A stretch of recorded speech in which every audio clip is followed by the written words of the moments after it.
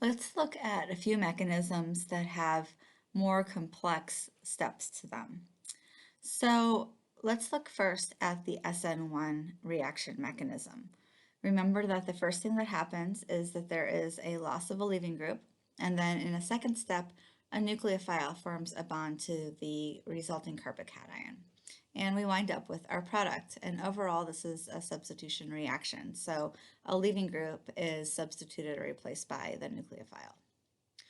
So what can happen is that there are steps. You could have a step before the loss of the leaving group, after it, or in between the loss of a leaving group and a nucleophilic attack, and then an additional step at the end. And you'll see this happening in many of the reactions and mechanisms that we look at, where we'll look at kind of a foundational mechanism like this one at the top. But then, in fact, you can also have variations to that, which involve additional steps.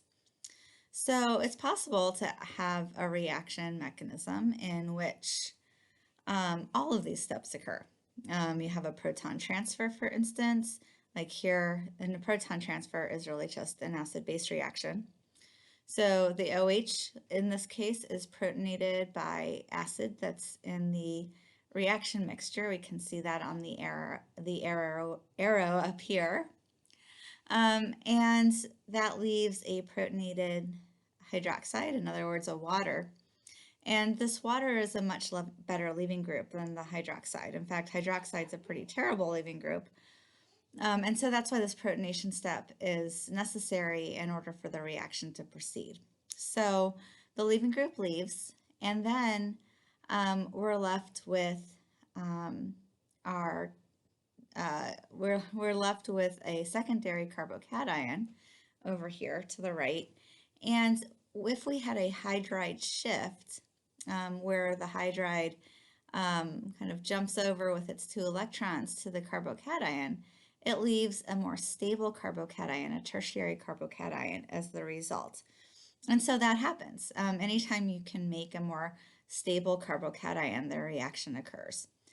And so then in a next step, we have that SN1 reaction step, the nucleophilic attack. But now we have a protonated product. And so anytime that you end up with a product that is protonated, you're going to have to deprotonate it to give you a neutral final product. All right, so this is kind of the longest possible reaction mechanism that you will see at this point. But you can see pieces of this, like you could just have the proton transfer, loss of a leaving group, nucleophilic attack, and then the reaction's done. So we're going to look at those in just a minute. Before I move on though, sometimes it's a little confusing why all these steps might occur. Like you just put this starting alcohol and a little bit of acid and methanol together, why in the world do all these things happen? And the answer to that is always energy. If you notice that you're starting with a carbon-oxygen bond, winding up with a carbon-oxygen bond as well. And so the bond's energy is not all that different. You'd probably guess that this was pretty close to having a K of equilibrium of 1, or delta G of equal about 0.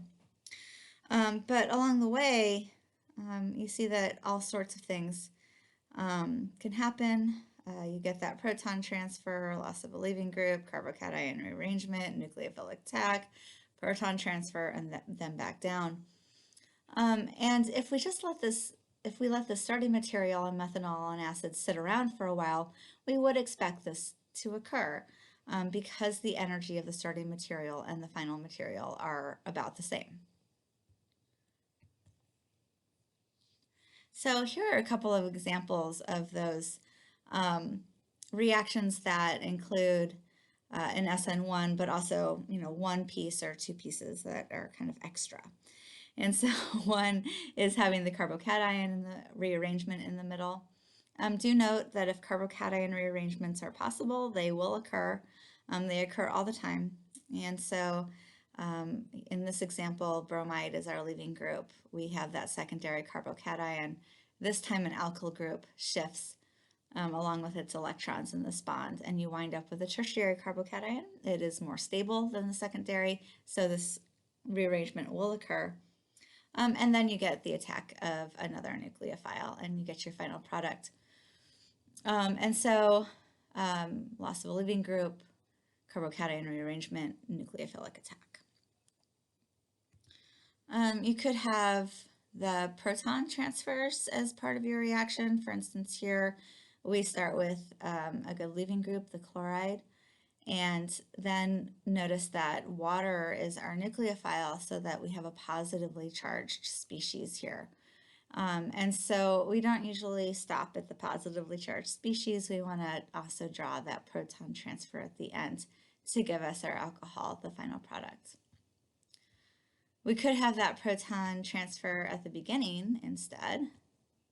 And so in this case, we start with the alcohol. I think that's just the reverse reaction. Right? We start with the alcohol. And in this case, this alcohol is not a good leaving group.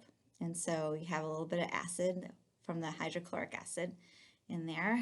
It protonates the OH. You get a water leaving group.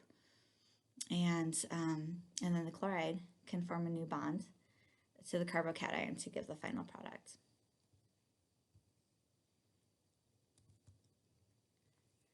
All right, so we see this sort of pattern where there is our foundational reaction, in this case an Sn2 reaction.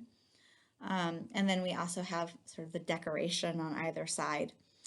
Because the Sn2 reaction is only one step, there's no carbocation formed.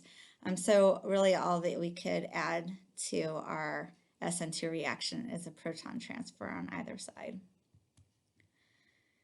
So here is an example of a proton transfer at the beginning and at the end. This is an epoxide, and it's not particularly stable. It's actually pretty easy to break one of the carbon-oxygen bonds, but if you have acid, it's really easy to do that. The acid will protonate the epoxide oxygen, and so the Sn2 attack by the water, shown here, this ring opens the epoxide, so it breaks one carbon-oxygen bond, but the other carbon-oxygen bond is still there, and so we still have this carbon-oxygen.